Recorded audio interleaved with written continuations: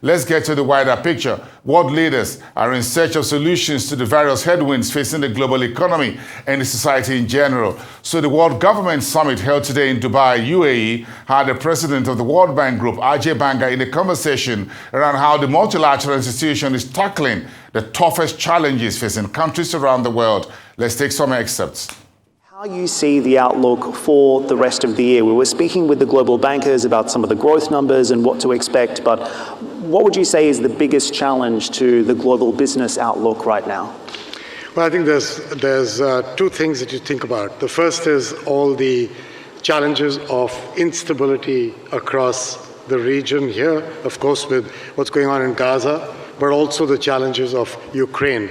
And when you put those two together and the Red Sea, and you add these variables into what already is turning out to be probably the lowest growth of the last 35, 40 years in the world, you put those two factors together, and that's something we've got to keep a close eye on.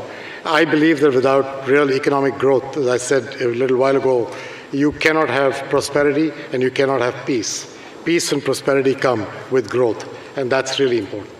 You and I have also spoken quite a lot in the last couple of months about how the World Bank is evolving and adapting to some of these challenges, internally in particular, but also externally. Let's start internally. What changes are you putting in place to adapt? So I think what my assessment from listening to clients of the bank, as well as listening to employees in the bank, was that the bank needed to get two or three things done right. And the first one is the speed and turnaround time of the things we work on. So to give you an example, it takes us on the average 19 months from the time we start discussing a project with a country all the way to the time it gets approved by our board. And then it takes another 9 to 10 months before the first dollar goes out the door. Now that second part has a lot to do with the capacity of those countries to absorb projects and get their own approvals. But the first part, the 19 months, is ours. There's good reasons for some of the time. These things don't get done in 2 months, but 19 is way too long. So what I'm aiming for is to get down to 12 by the end of the year. We're already down by 2 months from 19 to 17. We've got a little time to go. We're going to get to 12. I don't know if I'll get to 12 or I'll get to 13 or 14, but I'll get to a much lower number than 19. That's the first task. To me, development delayed is development denied, and we have to change this. The second task is to invest in the capacity of those countries so that the 9 months that they take in turn to get approvals, and then sometimes the years it takes to complete a project, can be brought down. And there we have these amazing subject matter experts in the bank in different topics. You want to discuss water? We've got hundreds of people who understand all aspects of water. And so getting these people to be available to devote their time to building capacity in the receiving country is the second big part of what I'm trying to do, just as one set of things. There's other things of this type, Dan. We're working on different aspects of how we cooperate inside the institution, across the different parts of the institution. So we have the IBRD and IDA, which are the lending arms for the poorer countries and middle-income countries. We have IFC, which works with the private sector. We have MIGA, which provides sort of political risk guarantees. And the idea is to get these three to work much better together so that clients don't have to go to 3 places in the bank for one project. So to start out with, starting in July, in 20 countries, we're putting the management teams together and creating a single window to the entire World Bank Group starting in July. If that does well, we do it with more. Things of that nature, changing the incentive systems inside the bank to drive this idea of working across silos is a large part of what we're trying to do. What can you tell me, sorry to interrupt, what can you tell me about some of the opportunities and the projects that you're working on specifically in the region today, and how is the World Bank really moving the needle in this part of the world? So that comes to the outside angle as compared to the inside. And I think the most important thing we've done is to change our vision from being only in the business of eradicating poverty to saying we will help to eradicate poverty, but we will ensure that it's a livable planet, meaning caring about pandemics, climate change, fragility, conflict, violence, soil degradation, forestry loss, biodiversity. You cannot imagine eradicating poverty without tackling these intertwined challenges. So to give you an example, in Dubai, a few months ago at COP28, we put out a whole series of things on what we would do in the green space. One example. So I'll give you the 4 or 5 things we announced. The first one was we would put 45% of our financing into climate-related financing, half for adaptation and half for mitigation. Why that?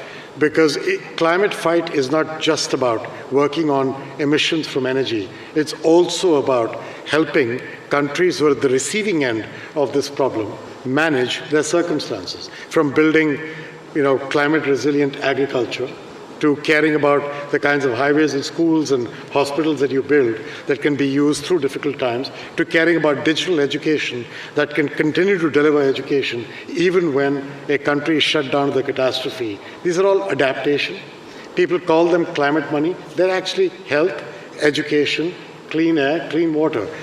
Climate has just become a word to reflect actually what is the cause of development, basic social development for people. So that was one announcement. The second one was we wanted to connect 100 million people in Africa to power by 2030. 600 million people in Africa have no access to power, none. Power is a basic human right. And so connecting 100 million people by 2030 will require some money from our balance sheet, some money from the governments where we are going, but a substantial amount of money from the private sector. And that's part of what we are trying to do as a second commitment. The third one was to attack methane, not just the methane from oil flaring and losses in distribution, but from rice paddy cultivation, from the management of livestock, and from waste management. These don't require trillions of dollars. They are doable. We have projects that make sense. We know the numbers. We understand how to make it work. The question is to get them to scale in more countries, and that's the third commitment. And the fourth one was to work on helping small states be able to survive a climate catastrophe, meaning if they go through a catastrophe, even if you're a middle-income country like Barbados, where Mia Mottley is the Prime Minister and his friend, she would lose double digits of her country's GDP in a few hours with a climate catastrophe.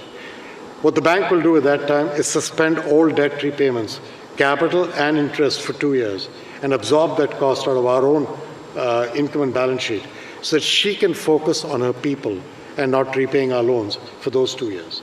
And then the last item is a voluntary carbon market for forestry, where we are involved with the forestry projects in an effort to certify the environmental and social integrity of those credits so we can create a real market in these so money can flow from the developed world to the developing world in a voluntary way. And that's just one set of examples. The financing commitment out of COP was extraordinary, and I remember when the World Bank made that announcement, 45% up from 25%. And one of the questions I was asking at the time was, where is the money going to come from? And secondly, how secure is that financing, particularly if we saw a change of leadership in the United States, for example? Right. So the financing is coming mostly by, remember, when you say climate financing, if half of it is adaptation, adaptation includes healthcare and education and hospitals and schools and infrastructure and roads. And so that actually is just understanding where our money should go and ensuring that it's targeted to real climate adaptation. That's one important aspect of it. The second part of it is we're going through a series of capital adequacy measures which have been set up as a result of the G20 expert framework. That's raising new capital. In fact, we're sitting in the UAE, which is a generous contributor to that kind of new capital, and so on. So what do you see as the most immediate near-term funding challenge? Well, I think the real issue here is, at COP28, we talked about a large amount of funding to go into renewable energy. We talked about creating a loss and damage fund for the future. This is going to require large amounts of money. The reality is the developed countries of the world no longer, currently at least, have the fiscal headroom to be able to put large sums of money to work on something like this. To me, that is a big challenge.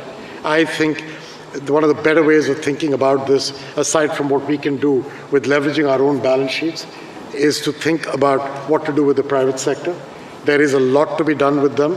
We've created a private sector lab, which is helping us understand what we can do better to help them put trillions to work in these countries. I think that's going to be mission critical to what we do. We cannot rely on government balance sheets and multilateral development balance sheets only to get this done. So how do you incentivize and de-risk that for the private sector? So there's a series of things that they talk to us about. And the first one really is, if you really want me as a private investor to put money to work in a country, I need to have some degree of regulatory policy certainty. And it's shocking how often they don't get that. So I think, therefore, one of the tasks, and the bank is good at working with countries on providing regulatory policy clarity. It doesn't get done in a hurry. It takes years. It takes discipline and dedication, but it's a very important part. And I give the example very often of how in India, as an example, Prime Minister Modi in his first term said, I'm going to go to 30% renewable by 2030. By setting that out and by creating a certain sets of regulatory policies, not everything that the private sector wanted was what he did. He has his own trade-offs to make. But he made a certain set of announcements. Today, India's installed capacity is at 40%. The generated capacity is still not at 30 because they still have to complete the technology and the connectivity to the grid for some of that capacity. But they've got 6 years to go. They will get there. The power of regulatory clarity is second to none for a private sector investor. The second part is the political risk guarantees that you might still need over and beyond that. That's where the World Bank can be useful. We have institutions called MIGA inside the bank that does this. We're today doing about $6 to $7 billion a year of guarantees. Our ambition is to get to 3 times that number by 2030. The third big issue is foreign exchange. So if you're investing in dollars and yen and you're going to get paid in local currency, and typically a renewable energy project is a 20, 30-year investment, that's a large unhedged exposure. To try and get past that is some of the work we are currently doing, saying, can we be part of that solution? So can the private sector investor take the first risk? Can the country, which is receiving the money, take some portion of the risk beyond an foreseen amount? And then for the tail risk, which nobody could calculate, can we step in and absorb it? So there are ways to do this in a way that de-risks not the natural risk which the private sector should bear, but the unpredictable risk to get them over the edge to bring the money.